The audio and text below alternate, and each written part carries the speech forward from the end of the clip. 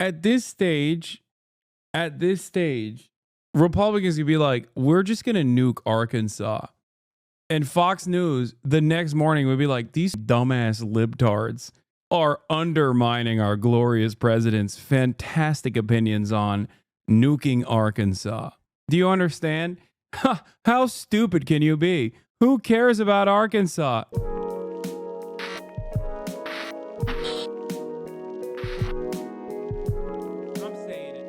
Let's get to the federal employees. Over the weekend, an extraordinary message from billionaire Elon Musk, a message to every single federal worker, an ultimatum via social media. Reply to an email with 5 things you did last week or else you're out of a job. He set the deadline for midnight tonight.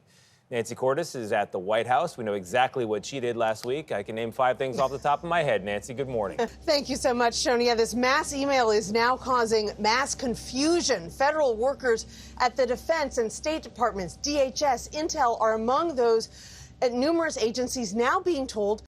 Hasan, your exact rhetoric right now is what has taken me from a Canadian liberal to a radical, empathetic, and leftist and having no representation in my government. To answer it, this whole episode raising new questions about the scope and the limits of Musk's power as a special assistant to the president. Elon is doing a great job. After Elon Musk warned it was coming, an email went out to millions of federal workers, directing them to list 5 bullets of what you accomplished last week by midnight tonight. On his social media platform, X, Musk threatened that failure to respond will be taken as a resignation. The ultimatum coming just hours after President Trump urged Musk to get more aggressive as he works to fire thousands of government employees. We're removing all of the unnecessary, incompetent, and corrupt bureaucrats from the federal workforce. But even some of the president's allies are taking issue with the approach. If I could say one thing to Elon Musk, it's like, please put a dose of compassion in this. These are real people. These are real lives. And while a few agencies urged workers to comply with the email, the FBI, led by Kash Patel, told agents to pause on responding. So did the State Department, led by Marco Rubio, telling staffers that no employee is obligated to report their activities outside of their department chain of command. The Pentagon also opted out just days after the president made major personnel moves there. What is this? What's your argument back? Okay, what's confusing about the email? If you're doing your job and being productive, then you have nothing to worry about. Brother, what are you talking about? You think this is a perfectly valid thing to do in the middle of the weekend to be like, hey, sorry, you have until the end of Monday, the workday, to respond to what kind of 5 bullet points. With 5 bullet points, what kind of work you've done in the past month, or else you're fired. Do you not wonder why so many other people, including Trump's own FBI pick, was like, yeah, you don't have to do that. Get the f out of here. You can't do that, man. What are you talking about? Thank God there is at least some semblance of labor rules and regulations around that sort of thing. A non-response is not a resignation. What if you didn't see the email? What are you talking about? What if it got buried? What if it was in your spam folder? There's a million different reasons as to why that would be completely unacceptable. Subject to the discretion of the president, they will be given another chance. Failure to respond a second time will result in termination. That's what he said 40 minutes ago.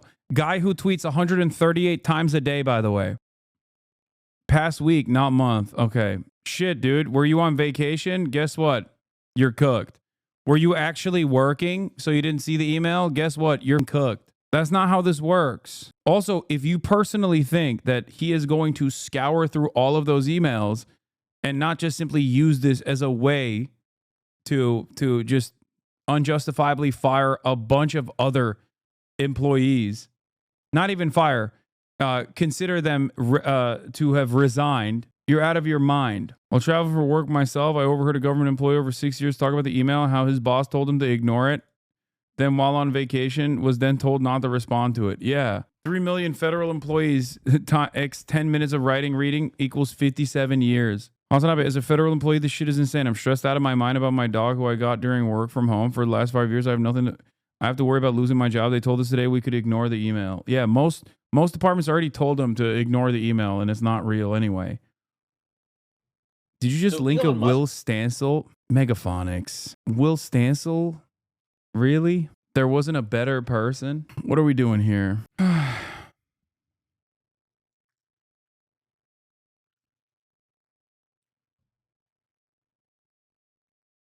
Technically, they have a formal fire with cause action given to federal employees, so they can't technically fire them like this.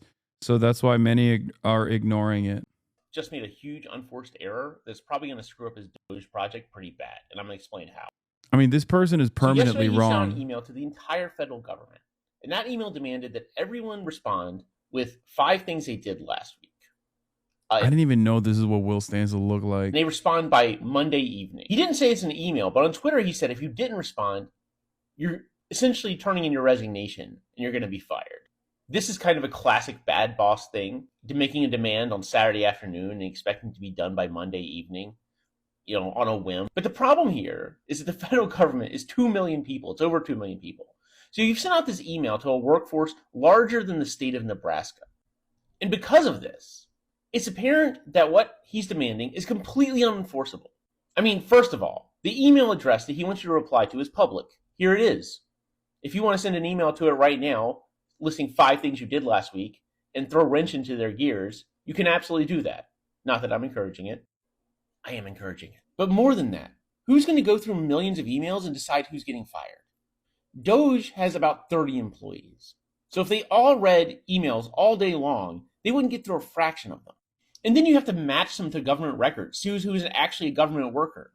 And you have to decide whether or not the replies were adequate. What did someone just list that they drank coffee and hung out? Did they just list 5 words from the dictionary? Did they provide an actual response? Making matters worse, a couple of departments have actually explicitly instructed their employees to not reply. That includes the FBI. It includes the State Department. The union for some federal workers has also said not to reply. Musk has doubled down on this. He said that the people who replied immediately with good responses should get promotions. But of course, who's going to read all of those? You're still talking about thousands and thousands of emails. And it's a really good idea to promote people based on immediately replying to a Saturday email.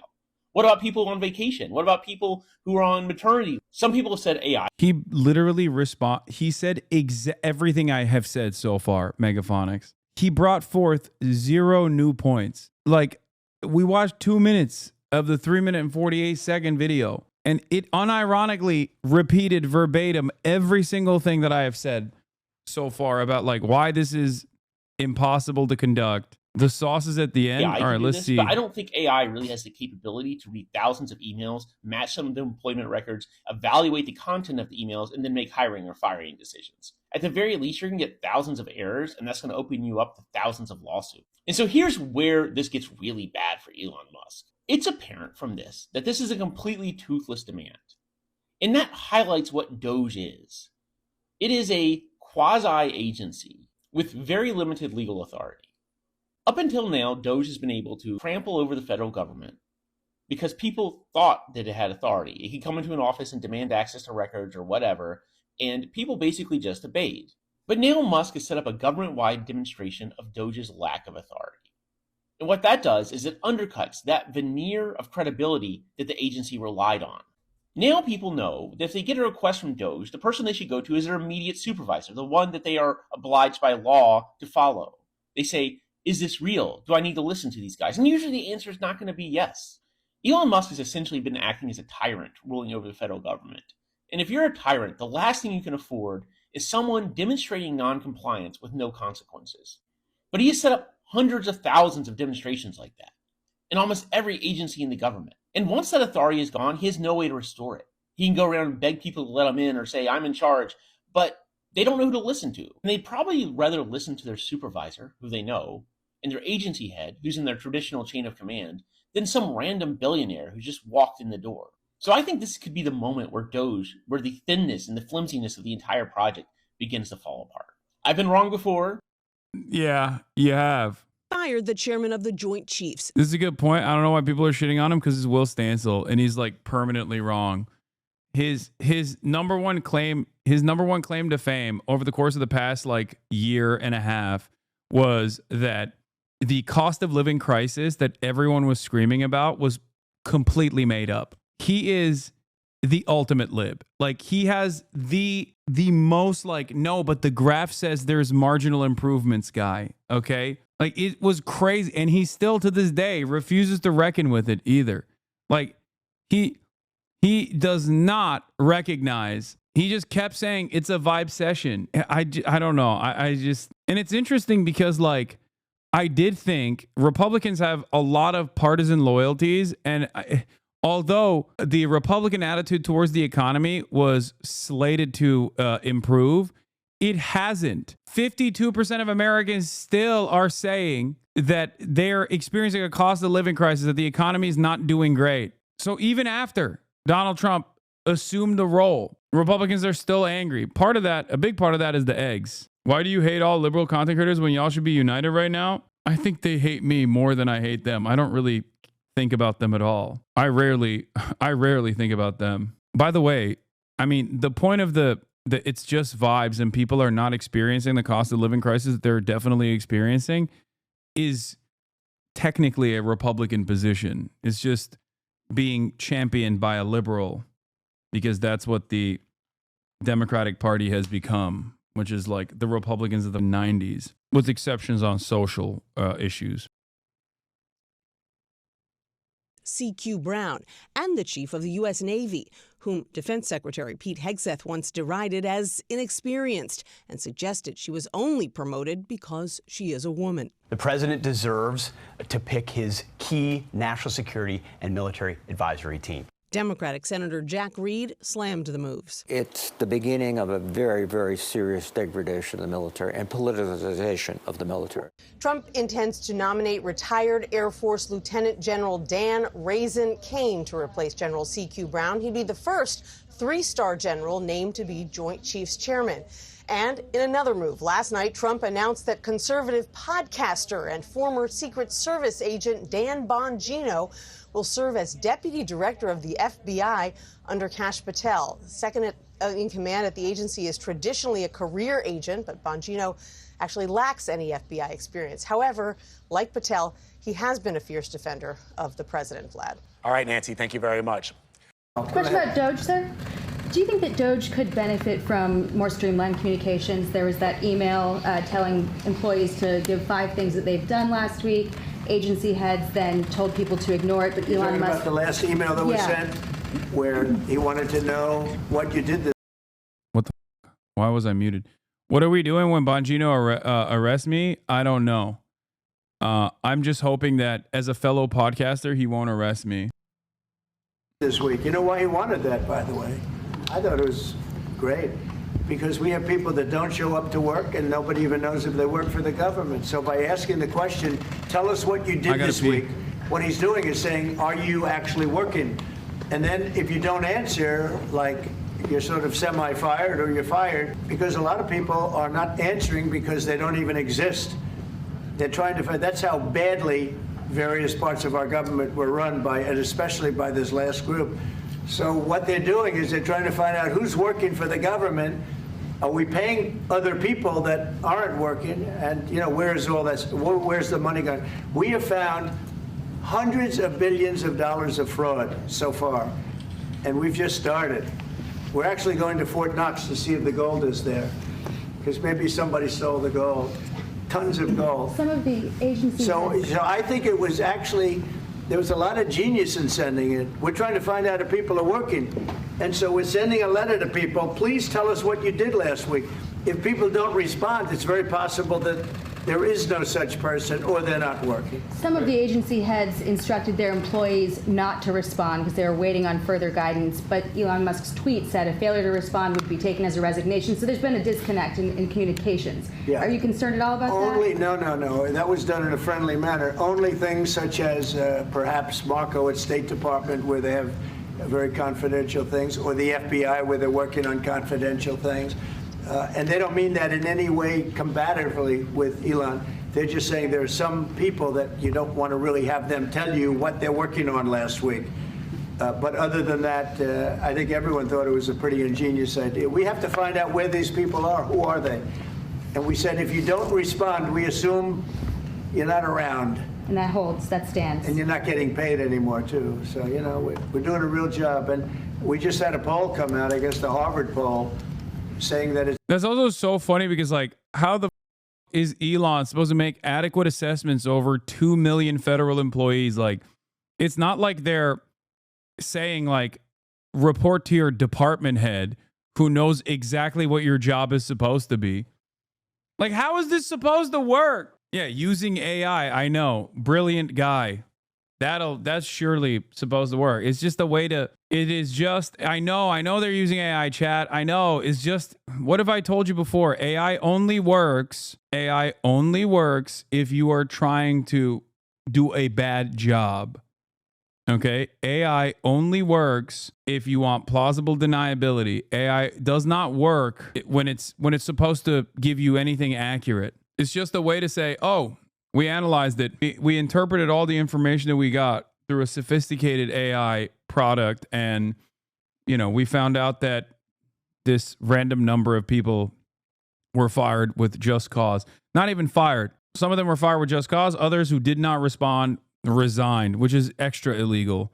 You can't even force someone to resign like that. It's massively popular what we're doing. Yeah, it's massively popular. It's the Doge ultimatum. Elon Musk emailing over 2 million federal workers with this subject line. What did you do? I think one of the funniest aspects of this is like this is so perfect for dumb guys, you know?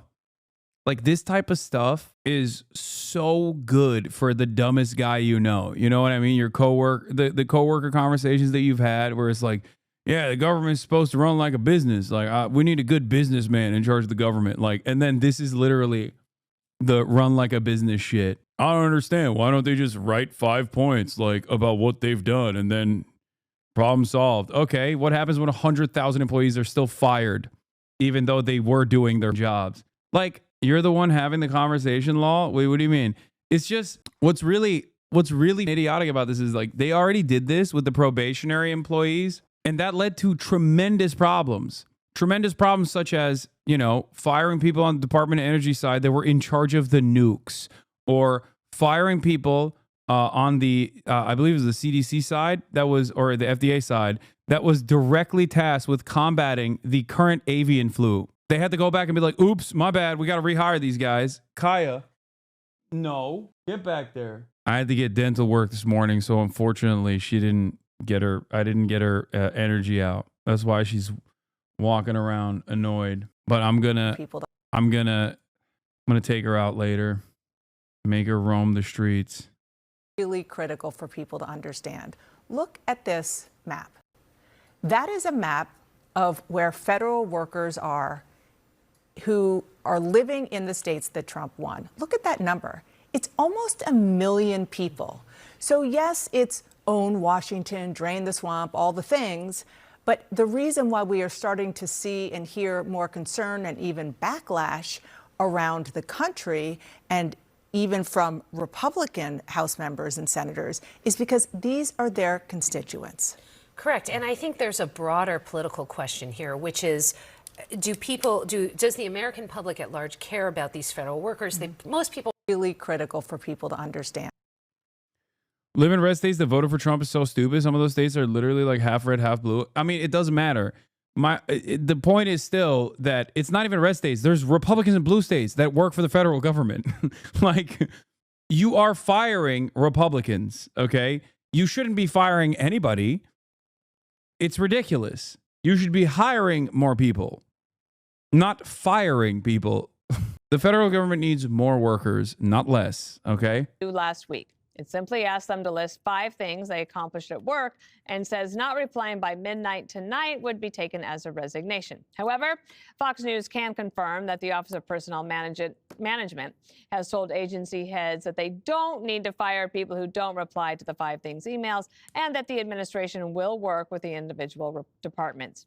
And while that all gets sorted out, President Trump is gladly backing up the Doge mail by posting SpongeBob memes and doubling down at the White House.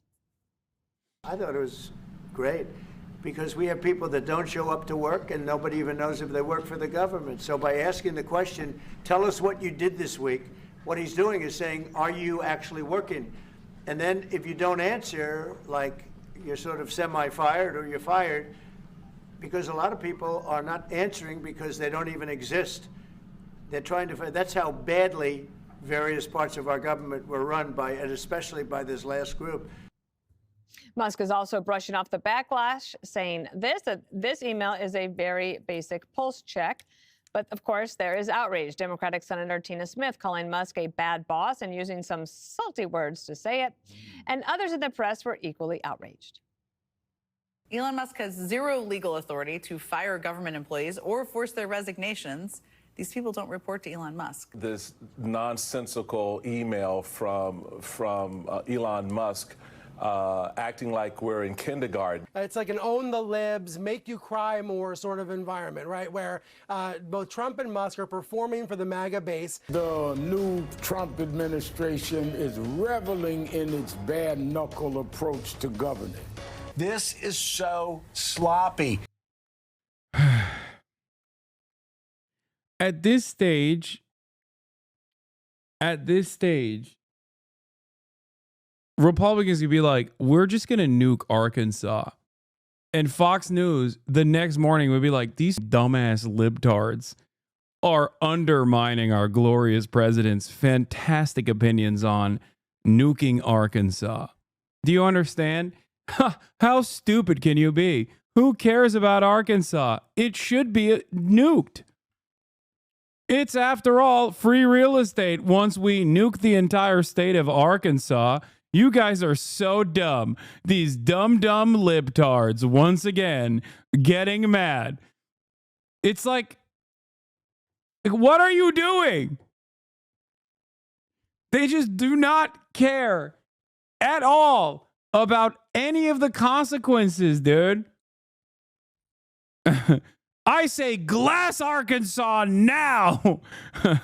Restore glory to the nation. Yeah, I saw this. Maybe FAFO can be the enforcement arm of Doge. Oh, bleh. With the way Elon Musk is handling this. All right. So earlier today, Greg, the Harvard-Harris poll came out and said 76% of Americans support. Scoop, at least some of Trump's firings of probationary employees are unlawful, according to an oversight agency investigating these actions. Those workers could be reinstated into their jobs this week, creating a path for tens of thousands of recently fired feds to be rehired. Either you like it or not, what? Trump is a sociopath and a master manipulator. He's fooling everyone and distracting everyone, and no one else sees how many steps ahead he actually is in the sociopathic game. He's using Elon as a shield, the way he did with JD Vance, scapegoating at his best. It's all a show. What does that even mean? Like, I don't think it's some brilliant tactic, man. I think he just straight up is doing what Republican libertarians have fantasized about for the longest time. Anyway, too brilliant for you? Yeah, we just don't understand. I don't have a high enough IQ to understand what the hell Trump is doing. Judge Colleen Collar-Coatley, is there an administrator of Doge at the present time? I don't know the answer to this as government counsel. Preliminary injunction hearing at 2 p.m. today at Doge, on Doge access to Treasury records. Doge is in court. This email shit's going to make approval ratings dip, not that it matters. I don't know what this Harvard poll is, by the way. I don't know what earlier this is. today, Greg, the Harvard-Harris poll came out and said 76% of Americans support what Doge is trying to do, asking people to show their work. The American Federation of Government Employees, that's the union, said that the email was cruel and disrespectful. What say you? First of all, 76% of Americans agree with just like random firings of federal government employees. What the is going on?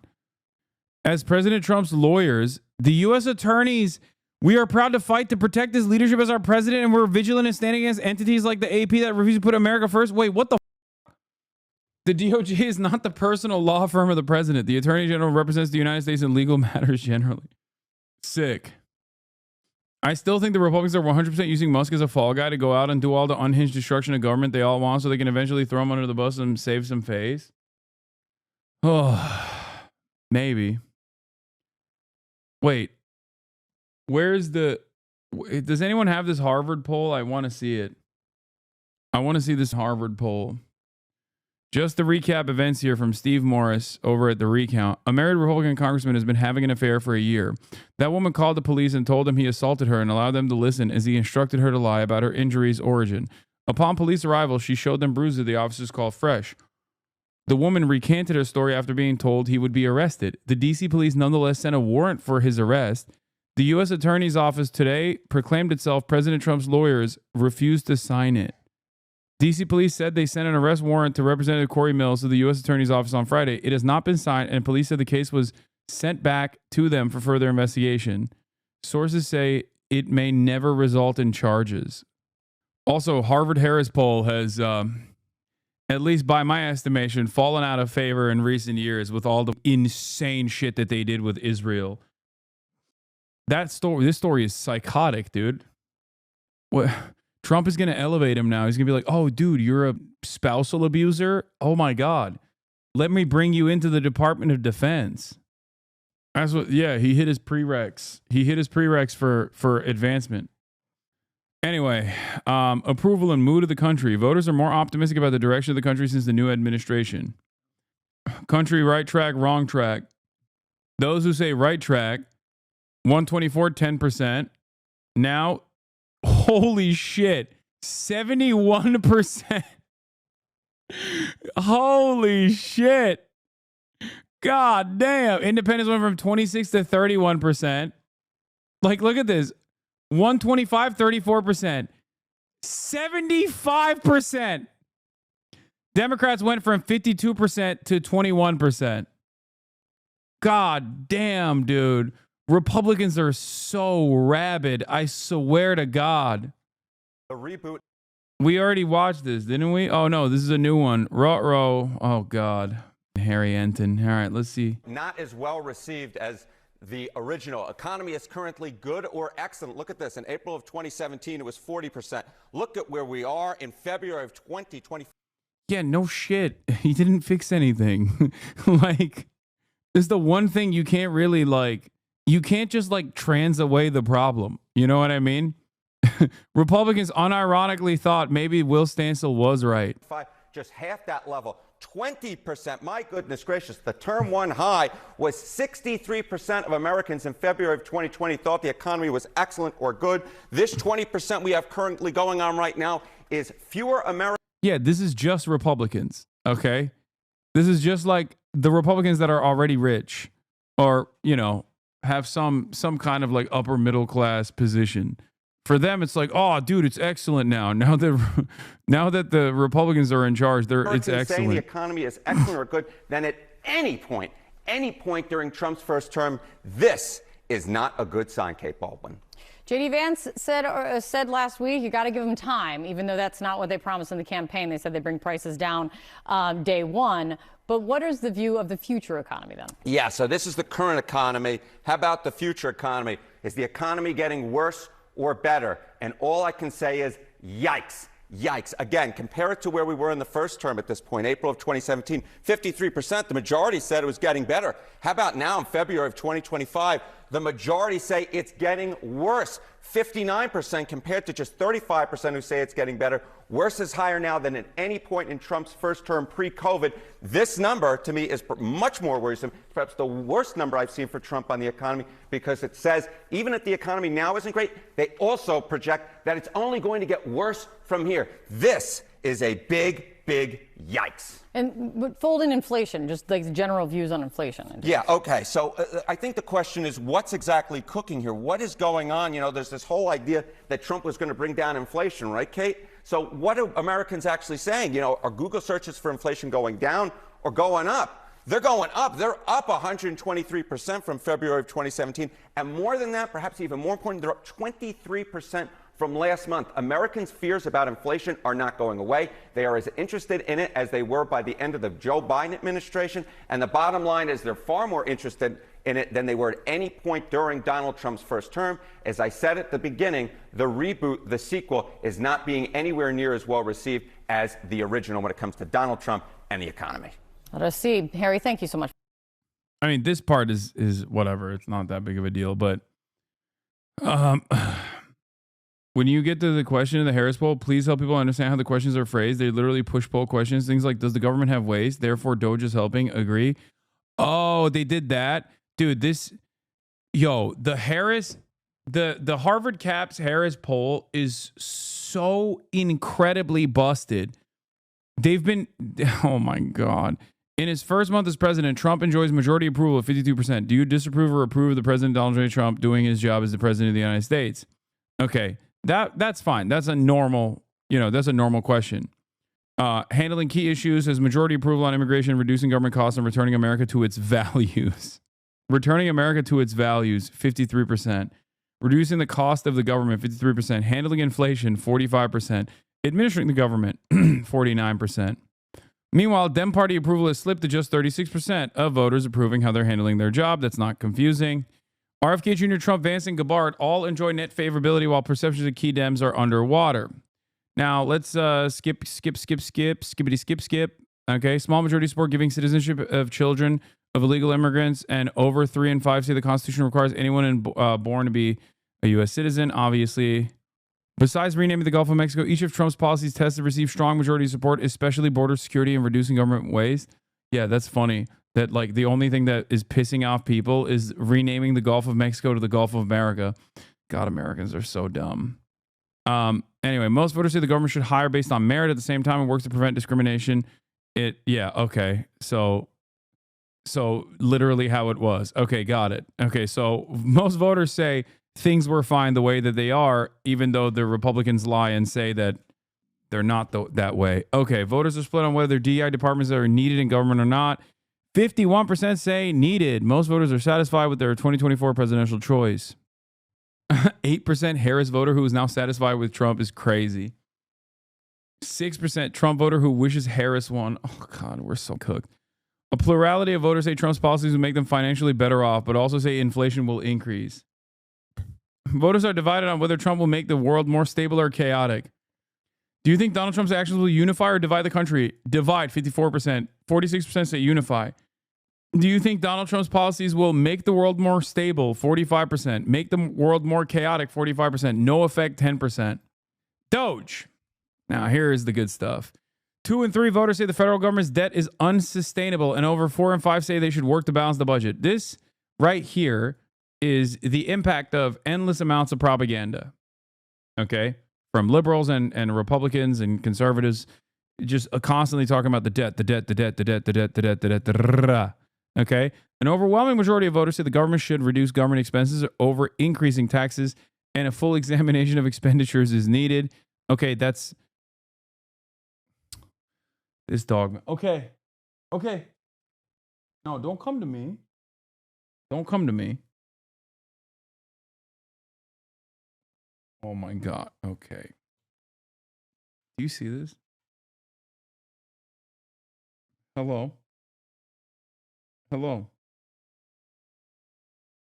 That's crazy.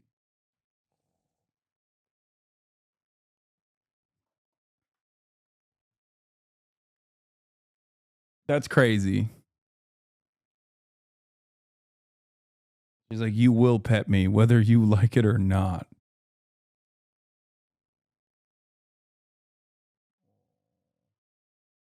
Little lady. Oh my God. Okay. All right. Overwhelming majority of voters say the government should reduce government expenses over increasing taxes, and a full examination of expenditures is needed. Yeah, nobody wants to increase taxes. They just want to reduce government expenditures. Great. Well, I guess that's what we got to do. Don't stand right behind me. I'm going to accidentally step on you. Get down. Get down over there. Go over there. No, don't try to. Oh. Do you support or oppose the goal of cutting $1 trillion of government expenditures? 69% support. Most voters agree with having a government agency dedicated to efficiency, and that Doge is helping to make major cuts. Do you think there should be a U.S. government agency focused on efficiency initiatives? That's what they're saying is why people love Doge? Do you think the so-called Department of Government Efficiency led by Elon Musk is helping make major cuts in government expenditures or not? We're so cooked. Yeah, I know the government, the Federal Financial Accountability, the Government Accountability Office already exists, chatters. Americans don't, though. They're stupid. Hi. That's where this was coming from. Got it. Okay, well, let's continue. Jen Psaki, Michael Steele. You're not outraged that your coworkers just got doged. I mean, you just lost Joy Reid, Jonathan Capehart, Katie Fang. Who else did they? Alexis Wagner. Alexis Wagner. They all went over, but that's okay. Really? That's okay because in the media you never talk about that, do you? The thing is, this was obviously the email was just a test to see if you still exist. You know, this is what you do for the George Costanzas, you know, the people that maintain a position but not a presence. So it's a bureaucratic bird call. And I've had to clean house a couple of times when I was an editor, and you always start with the outside in, and you have to do things in a big way. And when you listen to these criticisms, it sounds exactly like what they said about the border. When we were in crisis at the border, there was nothing you could do about it. Oh, you can do the little things, but you can't do the big thing. Seal the border. Because it's too mean. It's too heartless. It's too insensitive. It doesn't show any empathy. And if you cast a wide net, whether it's Doge or the border, you're always going to get the wrong people. But that's the argument whenever you're dealing with excess. Whenever you need to cut and you know the company's in trouble, they will always try to stop it by using. If you look at the savings Doge claims, a lot of it is wrong and shows. No, I know they're lying. I'm just sad that is such an effective tool. Lying is an effective tool only when there's no one that can correct the lies, and no one really trusts the institutions that are supposed to be tasked with correcting those lies because those institutions have lied too many times. We're cooked. It's so cooked. Please do not watch Bill Maher on Pod Save. I would rather die than do that. Using that argument that it's inhumane. But the only approach to reforming a bloated system is cutting it quick and cutting it fast. And if you make mistakes and it's messy, at least you can rectify it. It's not like releasing violent felons into the general population who then kill people, or letting your troops die in a chaotic withdrawal from a foreign country. Bureaucracy is actually an area where you don't need a scalpel. In fact, a scalpel cannot keep up with the growth of bureaucracy. You need a chainsaw. You need an axe, especially when it's this dire and the people in the media and the politicians aren't telling you how bad it really is. And it was Milei, the president of Argentina, who gave Elon Musk that chainsaw. What he did when he first came in, their government was a lot bigger than ours even, and it was a little crazy. He just axed, I think, all of a sudden, in one fell swoop, 18 departments were out the door. A lot of people in the private sector, Jesse, might be have empathy for people losing their jobs, but might be rolling their eyes at the suggestion that it would be cruel and disrespectful to ask for just a little update on what you did last week. I updated everybody on what I did last week. Oh, okay. Here's my 5 bullet points. Had a pretty good week. Yeah. I worked on a federal holiday when everybody else stayed home. Wow. When that counts as 2 then. I made a brilliant and persuasive argument for Doge dividend checks. Not Cha-ching! I annihilated Jessica. Audience loved it. Ratings soared. I can't do this. All right, I'm done. I want to watch this.